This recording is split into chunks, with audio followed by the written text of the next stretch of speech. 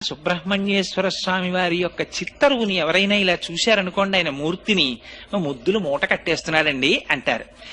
ఎంత అందంగా ఉంటాడంటే ముమ్మూర్తుల వాళ్ళ అమ్మగారి పోలిక, అంటే మరో మాటలో చెప్పాలి అంటే పార్వతీదేవి పోలిక. అంత అందంగా ఉంటాడు ఆయన.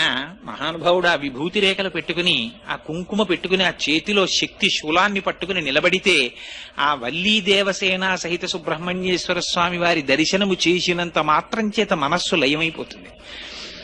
అయితే అనేకమైనటువంటి దేవతాంశములు జన్మించాయి, కానీ వీటికి లేనటువంటి చిత్రం అంతా సుబ్రహ్మణ్యేశ్వర స్వామి వారి అవతారం దగ్గర వచ్చింది.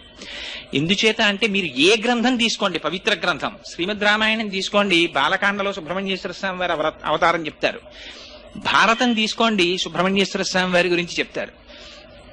వామన పురాణం తీసుకోండి, సుబ్రహ్మణ్యేశ్వర స్వామి వారి గురించి చెప్తారు. స్కాంద పురాణం కేవలం సుబ్రహ్మణ్యేశ్వర